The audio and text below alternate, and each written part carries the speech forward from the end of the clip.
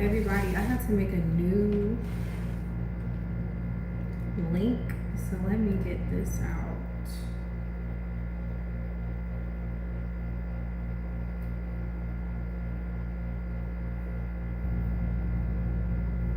I will timestamp when I actually start reading the book for those catching the replay.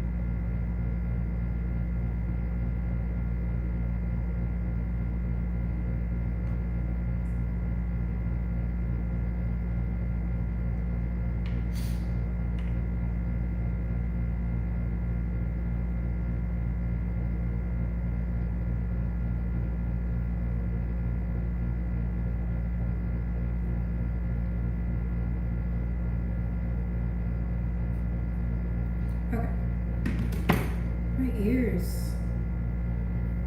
I'm ringing non-stop.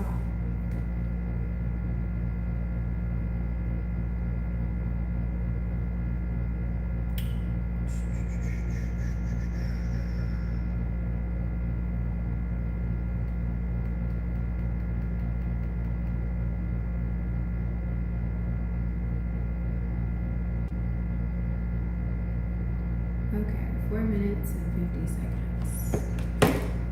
That's where we're starting. If you haven't seen the previous videos, I'll link them in the description box. We are reading The Sybil is the First Prophetess of Mami Wata, The Theft of African Prophecy by the Catholic Church.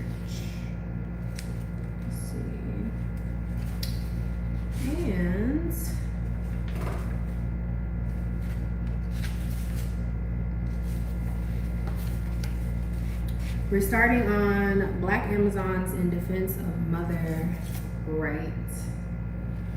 I might need more light in here. Hold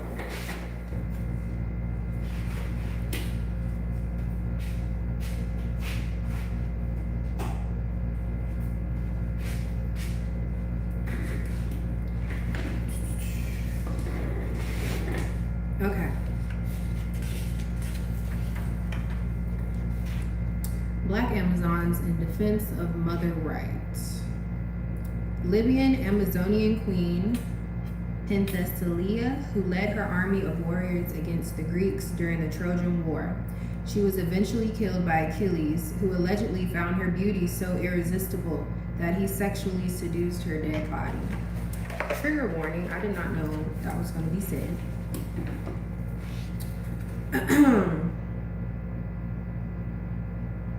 Okay, so often referred to in Western history as a mythological figure, or as Europeans, the ancient Black Amazon, Amma, meaning mother, Zan, meaning sun, mother of the sun people, were historic and they were African.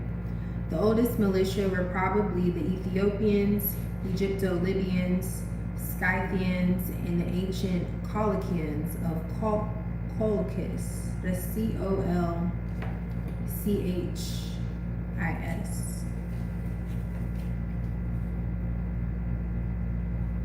in what is now southern Russia.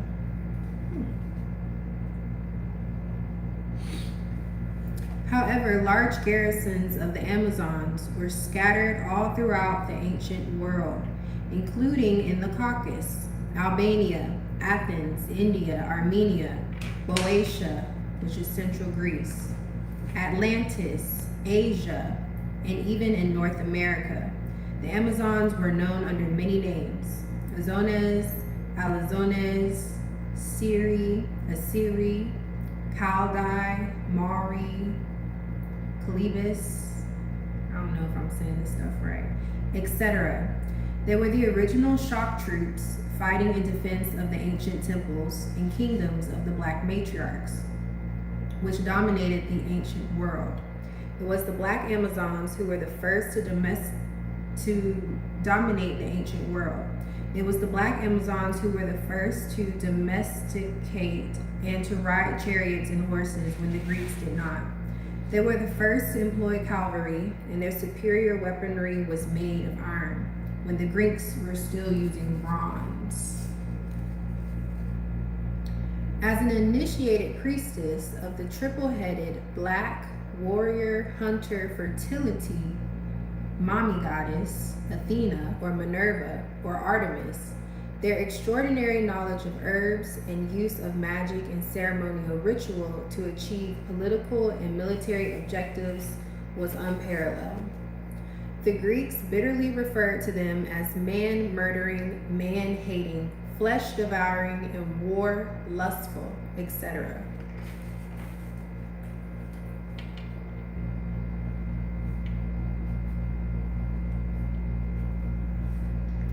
And are directly responsible for many of the lies and myths circulating as history about them today.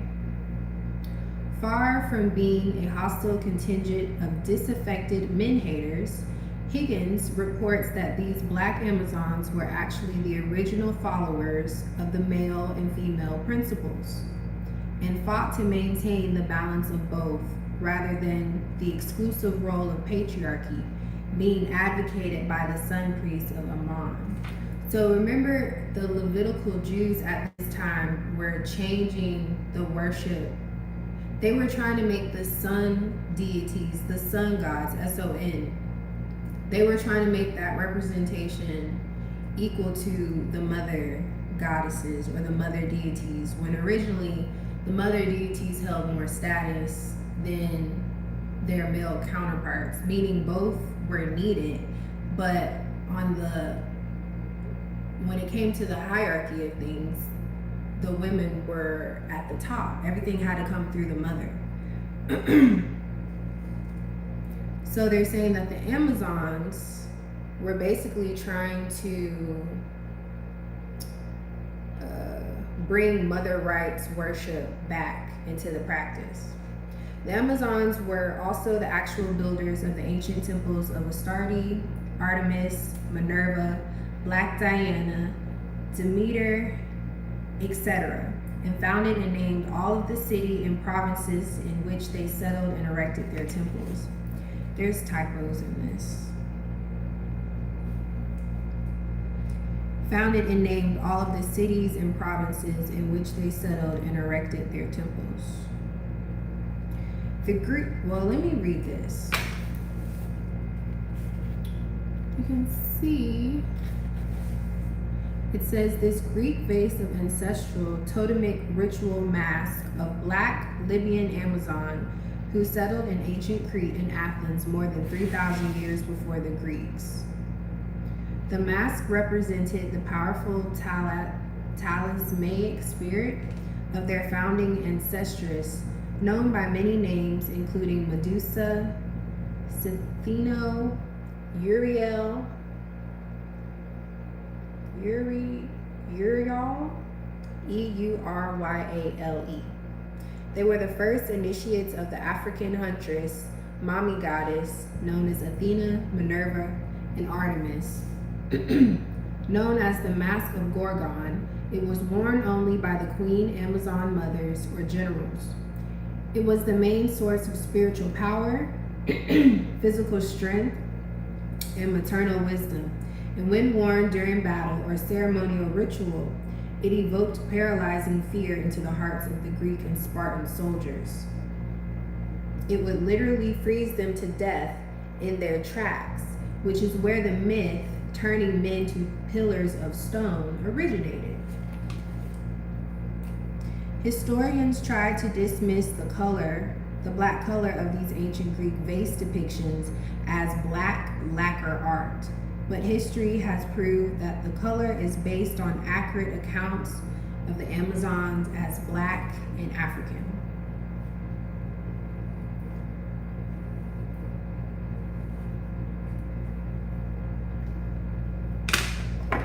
Who's in here? Because I haven't checked.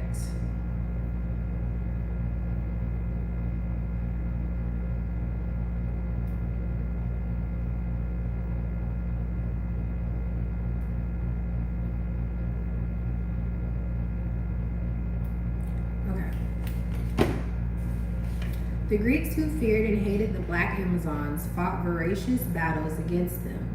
One of their most famous battles was these fearless women warriors. With these fearless women warriors was in Attica, in ancient Athens, which ended in a truce. The Greeks, who feared and hated the Black Amazons, fought voracious battles against them. One of the most famous battles with these fearless women warriors was in Attica, in ancient Athens, which ended a truce.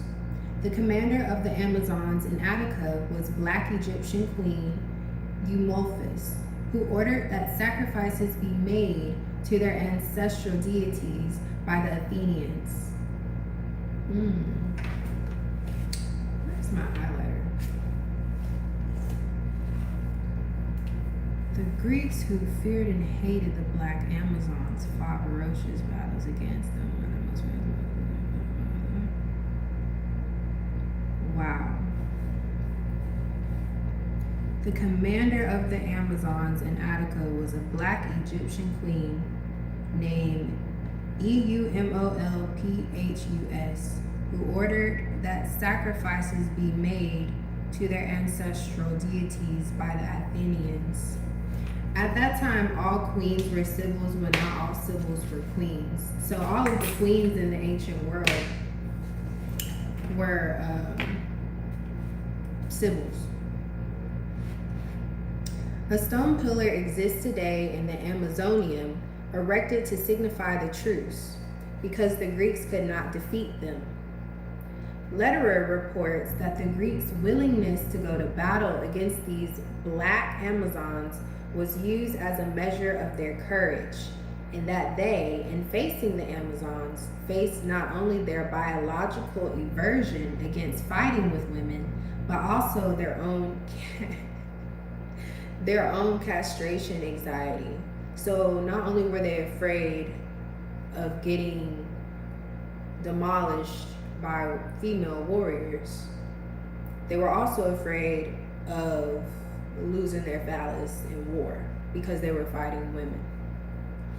The Black Amazons were also the original megalith, Cyclops, and Stonehenge builders, and are credited with founding and building many of the ancient Ionian and Aegean island cities now credited to the Greeks. They were the actual builders of the ancient so-called biblical city of Ephesus, Corinth, and others. They also named all of these sacred cities, including Ephesus, I think it's Ephesus, or Ephesus. No, that's Ephesus. Ephesus, which means moon city, which acted as their chief center of operations. Ephesus,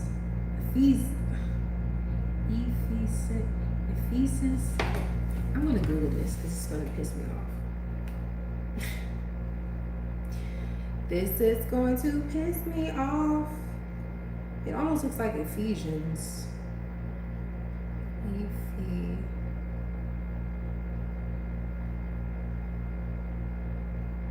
Oh, because in some spots it's spelled with a U and other spots it's spelled with an E. I know I wasn't tripping. Ephesus. Okay, so it's not spelled with a U. It's supposed to be spelled EP.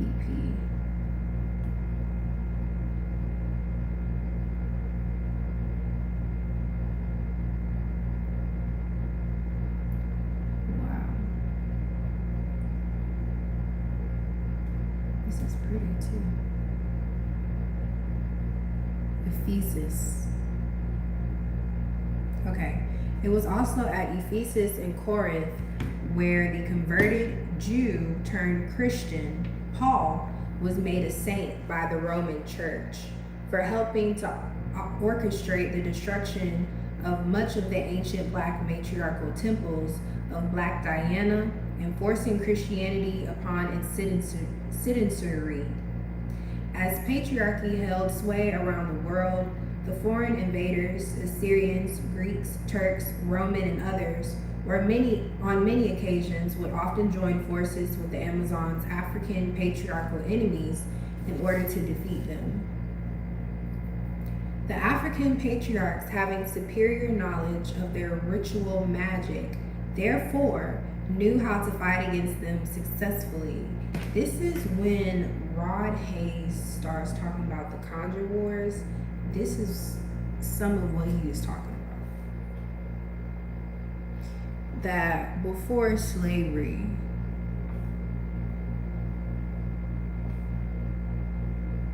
the Black man and woman were fighting in the Conjure Wars.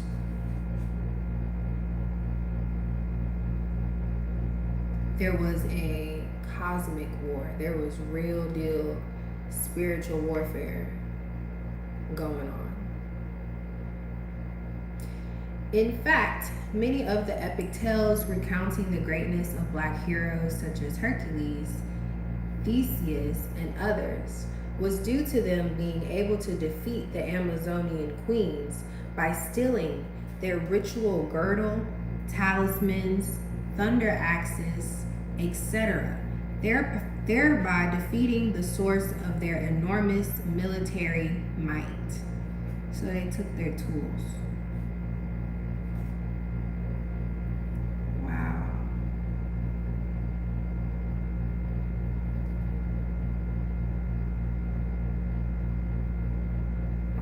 That's crazy. That's crazy.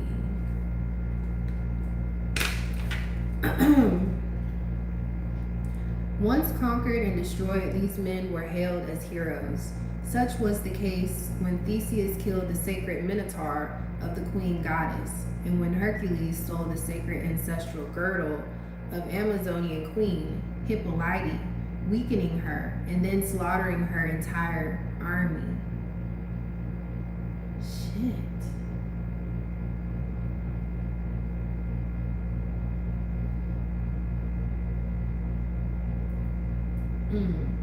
Over time, the Amazons were eventually defeated worldwide and erased from the annals of world history, or relegated to Greek mythology. Their African identity and great history concealed. However, centuries later, in a daring act by West African Dahomean King Agaja, a garrison of the Amazons were restored. So when you look up Amazon right now, it's either going to take you to South America and show you the Amazon, or you're going to see the Dahomean Amazons pop up, the Dahomean warrior women.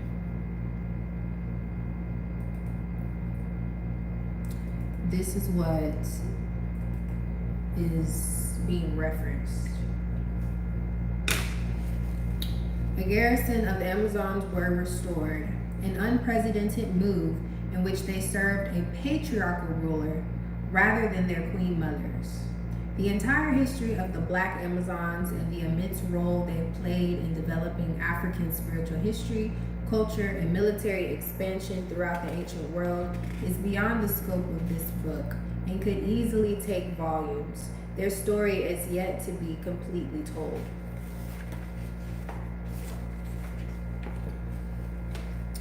Okay, history of Black matriarchs concealed in Euro-biblical revisionist history. If African American Christian women knew their untold history behind many of the biblical locations of which they offer their glory, they would be horrified to learn that they were lending a glorious praise to locations where their ancient mothers were murdered and persecuted, and their holy temples seized and converted into Christian churches, and where their African deities were demonized and their veneration and worship ultimately destroyed. Unraveling the mental shackles of Western religious brainwashing affected by colonialism and slavery is one of the few areas many in the diaspora ever dare challenge.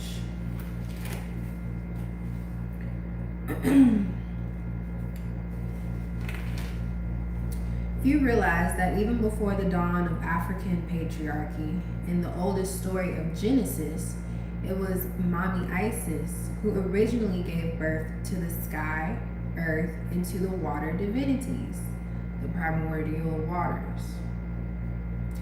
These mythos would later be changed, crediting these events to Osiris and Ammon, and then exported into their Egyptian colonies, where their names would be honored in the indigenous vernacular as Zeus, Apollo, and Dionysius. The Sybils, who were from wealthy families, were as a rule the most educated, cultured, and talented amongst their class. However, the most prophetically powerful and ritually skillful Sybils could be either literate or not able to read or write. Because whoever has the gift has the gift.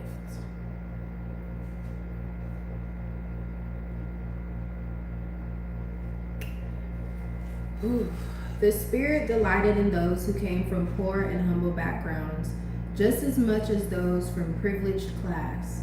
If they were initiated and raised in the temples, they possessed their own sacred language and other sacrosanct customs. In ancient Sumer, this language was called Imisal for the priestesses and Emigir for the order of male priests. In the Mami Wata Voodoo, depending on the dialect, the sacred language is known as Vodogbe.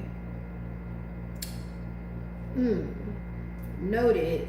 I feel like, I don't know if this is, I'm sure it probably is common in all other magical traditions or orders, but I wonder if the Catholic Church got that idea of Latin. I wonder if the origins of Latin have any connection to Vodogbe, if that makes sense. Like this idea that the order of the priests need their own language, and how the Roman Catholic Church kept that practice for a really long time, making sure that the sacred texts were in Latin, when the population of people that could read didn't even know how to interpret Latin. Does that make sense? Anyways, okay, so nonetheless, it was these Sybil's joined with there's typos.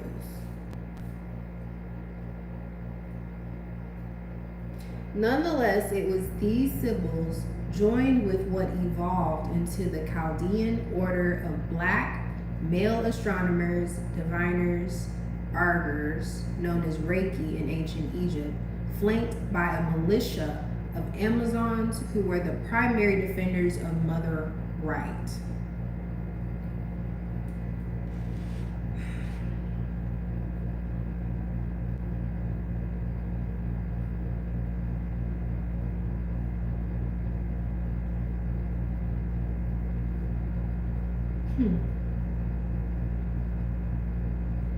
So they really had to work with one another. But they flipped it.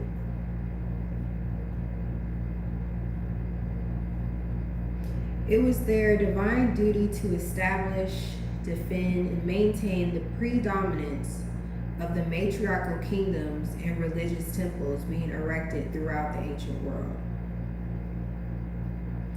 There, in white-robed ceremonial processions, they would conduct elaborate, richly ornate, and lavish feats whose synergistic blends of traditional, ritual, and musical themes seemed to span the cultural taste of the entire continent of Africa and southern India.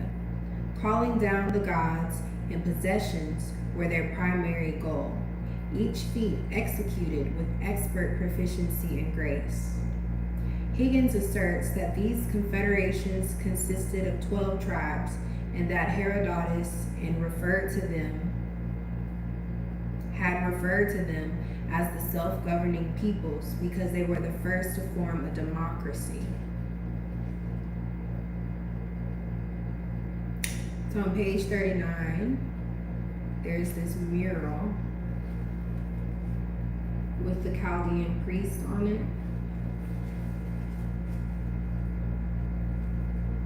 Mural depicting Afro-Chaldean builders forced to construct the hypogeum of Christian martyr Trivius Justus. Because they were all black, the Greeks rightfully made no distinction between the ancient Chaldeans, Egyptians, Canaanites, and the Phoenicians. They, along with the Amazons, were an order of highly talented temple, cyclopean stone builders, and polishers, traders, and master diviner priests. It is they, and not the Greeks or Romans, who are the original builders of the pillars and monumental temples of the ancient African goddesses and gods. The U.S. White House and other structures take their design from these talented masons.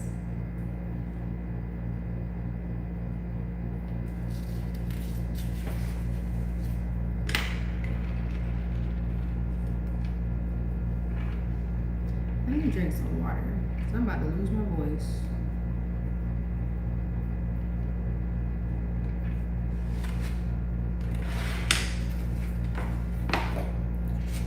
Whew. This is a lot.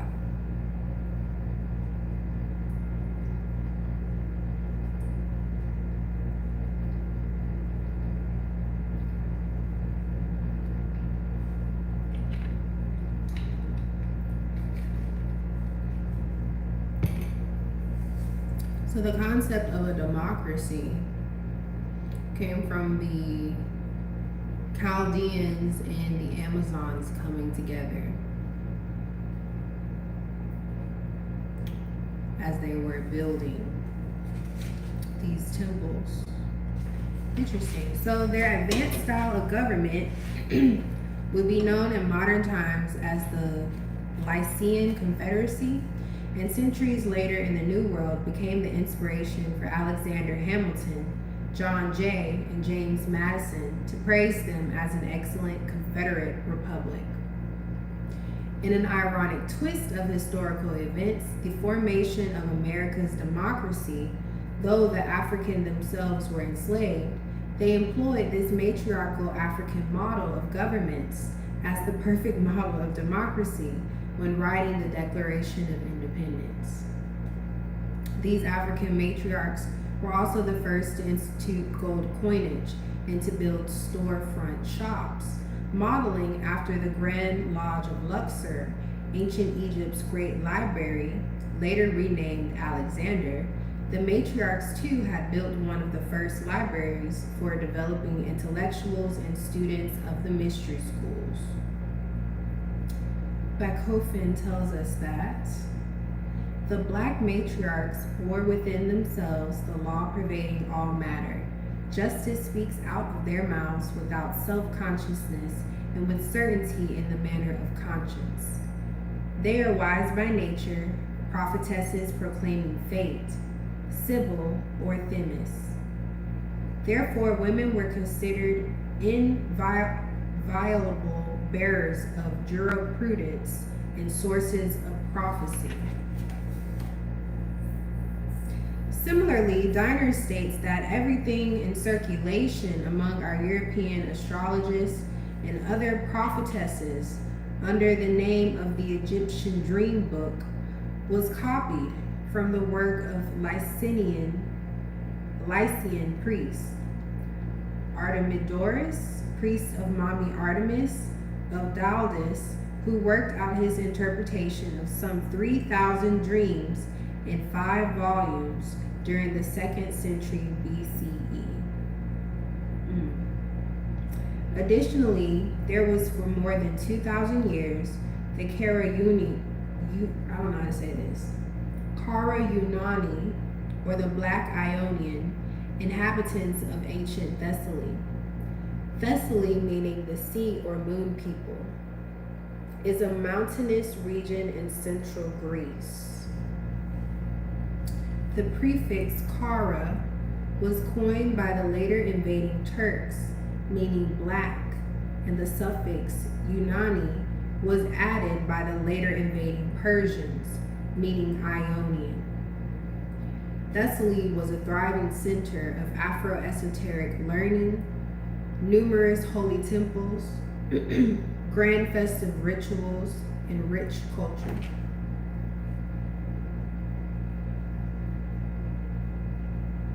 Centuries later, Thessaly too would be destroyed, and renowned fame as the ancient location where the biblical proselytizers were chased out and killed for insulting the African deities and attempting to force its inhabitants to accept an alien god in theology. See Thessalonians 1 and 2, chapters 1 and 2. No, books 1 and 2. It is here also where Paul first tested the now badly corrupted, Euro-Christianized Sybil prophecies against her own people, knowing that they would obey her words.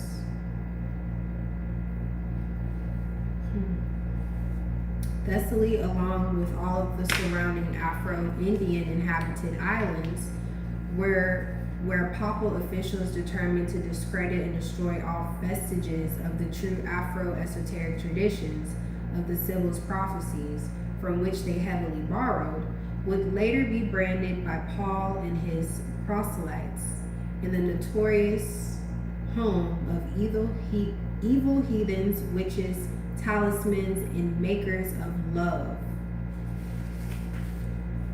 During the Pharaonic era, the pharaohs selected their wives from amongst the Sybil clans, which was how they could claim authority through divine descent. Hold the fuck up.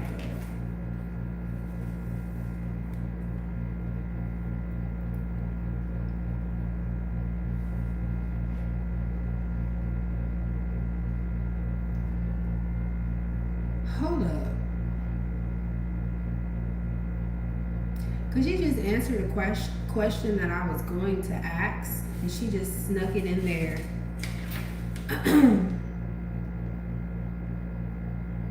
I did not expect that. So, they did as I expected. because they still needed to birth kings. The whole concept of kingship derives from matriarchy and the idea that once a mother who's going through her biggest initiation in her life, motherhood is the biggest initiation, period. It's the most exclusive initiation. The idea of a child being born a king comes from the idea that once a woman births her child, as that child is crowning, the crown symbolizes what it looks like when the kid's head is coming out of the womb. That's why it looks like that. That's where we get the concept of putting a crown on our head from. So they understood how important it was to still have the blood of their mothers, which is why I think this practice continued through, you can see it like in the Catholic Church, how most of the popes, I think over half of the popes, mothers were lowly prostitutes or unmarried women.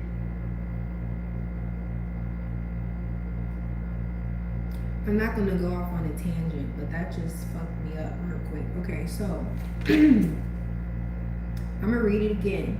During the pharaonic, who is, hi, CCC, I know this name. I'm sorry, because I'm really not checking the chat. During the pharaonic era, the pharaohs selected their wives from amongst the Sybil clans, which was how they, pharaohs, could claim authority through divine descent. In the prophetic book of Kings, whose authorship is allegedly unknown. Did not know that. King Solomon, already a priest of the Mami divinity Ashtoreth, or Astarte, was later accused of marrying many other girls besides the Egyptian princess, who came from nations where idols were worshipped, Ammon, Edom, Sidon, and from the Hittites. I was just talking about King Solomon when studying something else. Alright, so all of these historic locations were where the Sybils maintained major oracular Mami shrines. Important to note is that the ancient depiction of the ochre-colored wives of the pharaoh was not a racial designation, but an ancient custom, still practiced in present-day Togo and Benin. In this practice, an African who is of another clan is designated by a different hue, or the path of the deity from which they descend, is esoterically denoted by the color characteristic. This ritual was not originally employed to denote race. For example, ochre, usually symbolizing mother blood, was often employed to designate the lineages from the ancient Canaanite matrilineal Sybs. The Sybils' prophetic messages were heard during ritual ceremonies of ecstatic trance possessions, where they were magically introduced through sacred herbal blends and other divinatory means. Oftentimes, they were fully focused as the deity manifested in their heads, while they or someone else wrote their utterances down on laurel or palm leaves. Several Greek and Roman historians recount how the Sybils' poetic utterances were written down by scribe priestesses as they lay thrown about the ground in ecstatic trance possession. Lewis tells us that they were mounted by the thunder god Apollo, whose spirit rode on the nape of the Sybils' neck. Through Roman church revisionists, favored the later as being more pure, this is an arrogant distortion of the sacred spiritual mysteries of which they in the world had never been privy. Oftentimes it was in divination sessions within the confines of their own shrines, added by scribes who would write down their utterances. All these methods are still in extant with contemporary Yahweh, Mami, Wata, Vodun, and other Afro-spiritual traditions. The divine African mother, as Isis, Mami, Artemis, the serpent divinity, would overtake them and begin to utter through them. Depending on the location and ancestral lineage, all of the above holy names were merely esoteric designations meaning wisdom, or I proceed from myself. Sometimes she, the divine spirit, will call herself Isis, sometimes Black Diana, and sometimes Minerva, Athena, or Mami. The Sybils' influence in ancient Rome. Although there were other competing patriarchal Gnostic sects, such as the Teutonics, the Gala Ethiopian Druids, Buddhists, Mithras, Manichaeans, and the Muslims, the Roman Empire depended almost exclusively on the Sybil prophecies and their magical ministrations. The Sybils, along with their college of African diviners, were the Roman Empire's main source of divine and ethical guidance. Because the divination was used to give messages to the collective. It was a part of government at one point.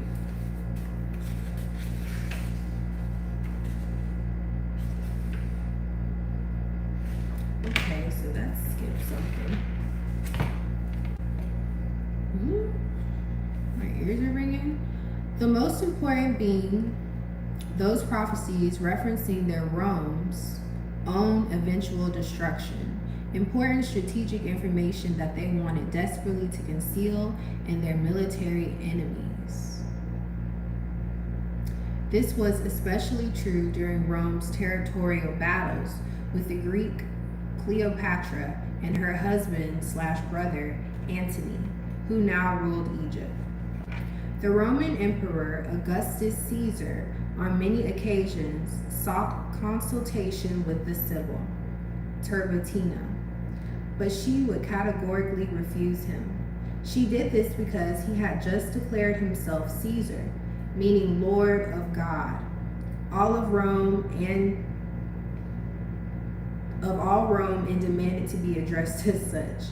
This no Sybil could do. However, under much pressure, Tiburtina was forced to see him. In 27 to 30 BCE, the Roman emperor finally arrived for a divination, and just as the spirit was taking possession of her, Mami descended and appeared before him. Shocked and frightened at what was to transpire next, the great Caesar learned quickly who was the true Lord.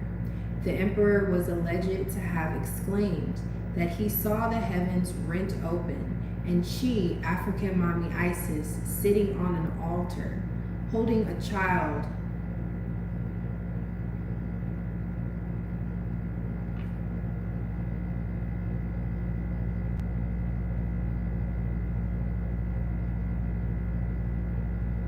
That's why my ears ringing, y'all.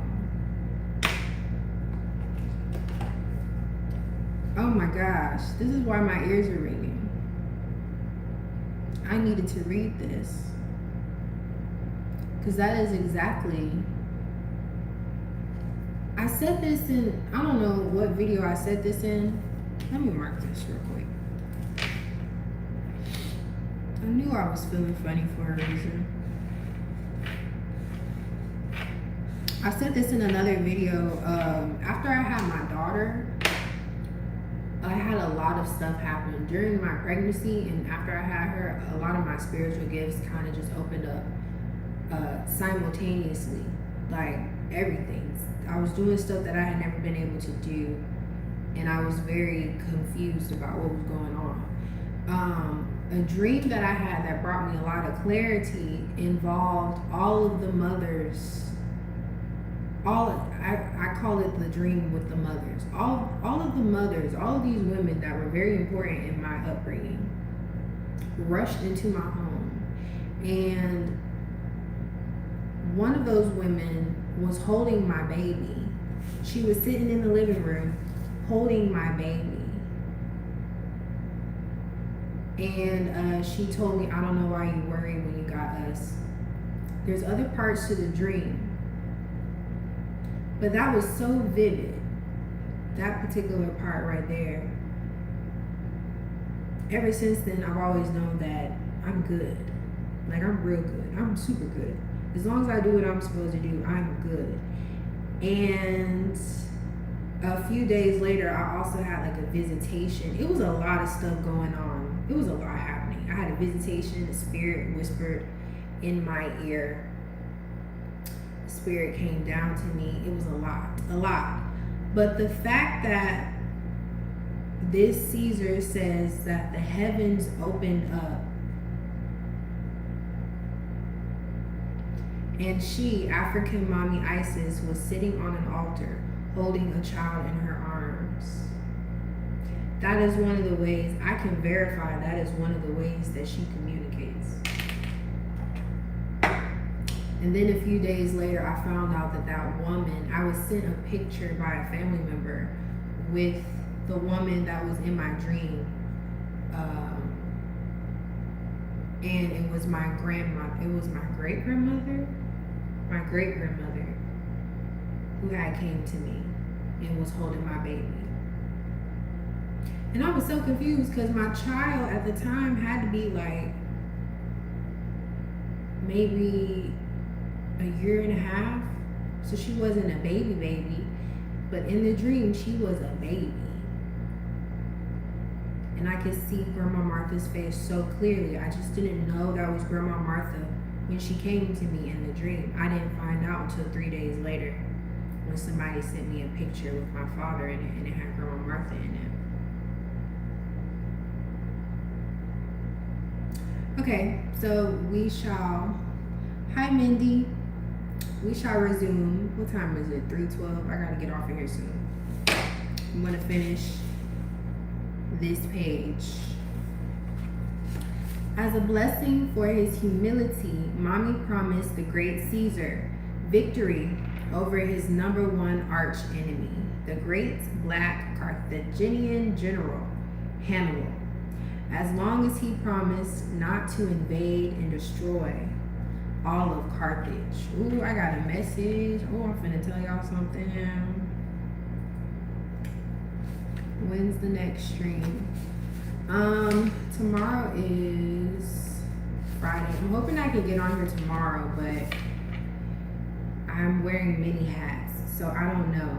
But if you subscribe to my channel and if you follow me on Threads, I usually post the night before. I usually go ahead and schedule the live, so you know that there's going to be a live the next day.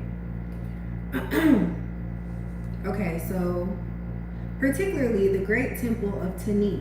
She also made him promise to install a shrine consecrated to her and to not suppress her worship by any of her people in the Roman colonies.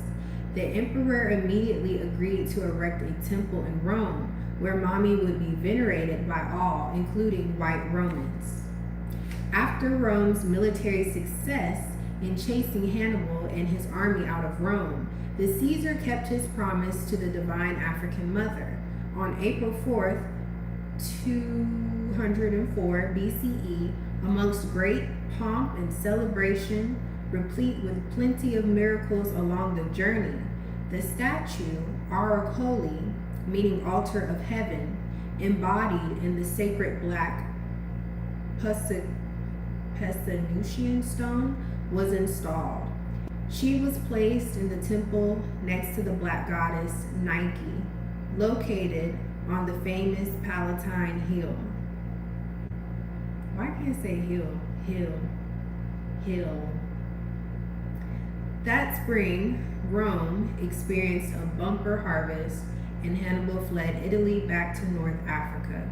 It was also no coincidence that the years immediately following the installation of the Divine African Mother became known as the Augustan Age, an era considered one of the most illustrious periods in Latin history.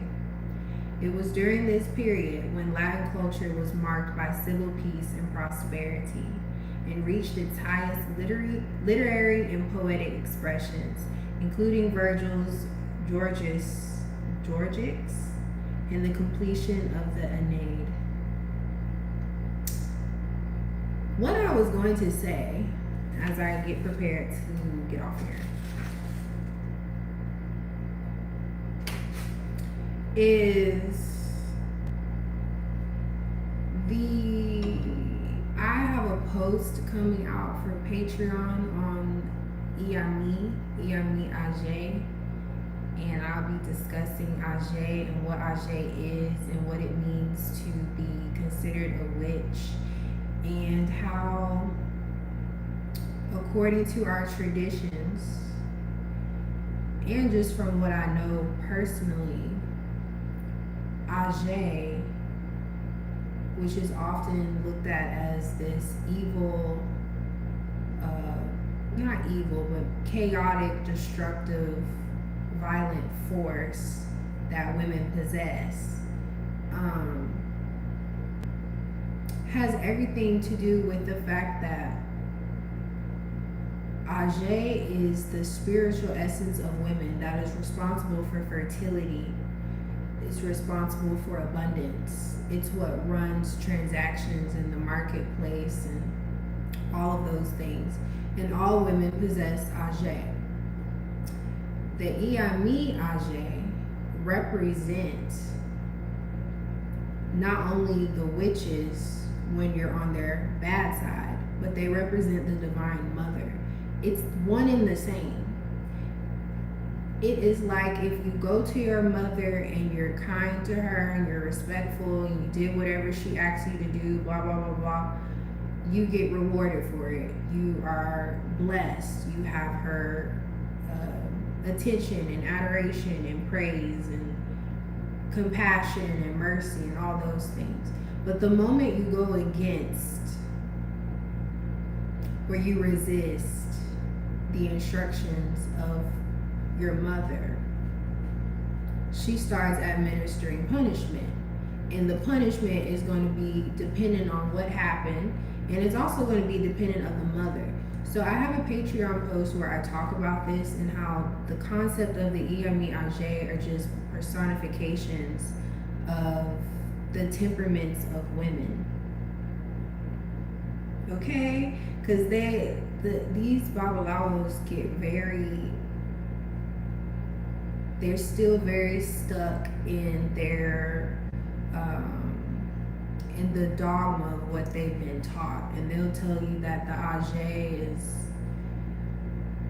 is something that you should fear, but really the Ajay is the balancing force. Olodumare gave the Iyami Ajay the ability to punish, to administer punishment. That's what they represent. And you have one group that's a lot harsher than the other. There's a group that's more merciful and gives out blessings and is easy to forgive.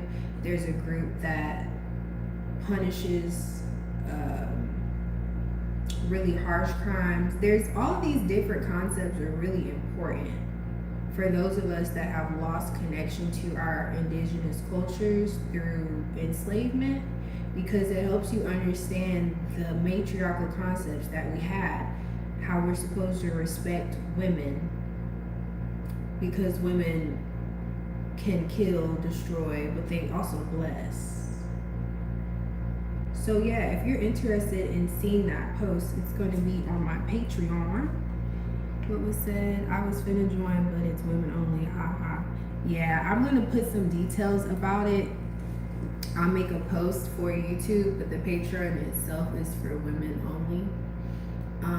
But I do encourage you to do your own research on the Iyami Ajay. Keep in mind as we just discussed in this book, that patriarchal ideas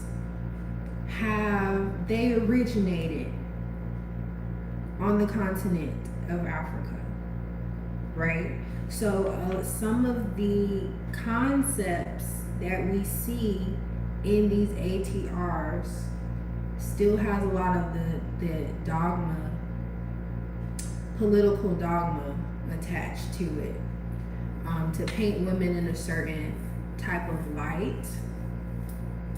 And you won't hear a lot of people say this because they're scared to say it. I really don't know why. You could throw your whole kitchen sink at me and all I'm gonna do is see it when I go to sleep at night, because it's not gonna do anything because I'm doing what I'm supposed to be doing. But a lot of their concepts about like witches and this idea of witchcraft and blah blah blah blah, it's ridiculous, because the whole concept of the Iyami Ajay is to respect the power of women and what they can do with their tongue, with their thoughts. There's even one group of Ajay that are notorious for bringing up things after you have apologized. Okay, these are concepts, these are personifications. They manifest themselves into entities, but the fact remains that all of these odus and the Padikis and all these stories are telling you the energies. They're giving you an idea of energy. They're giving you a description of energy. And women are the primordial force that's responsible for life on this planet. So you just have to respect that energy. Okay, I'm gonna get up out of here. I got to go. I can't really see any messages on my iPad, but I will see you guys in the next video. I do have a veneration ceremony coming up on the 15th. Yeah, on the 15th, July 15th.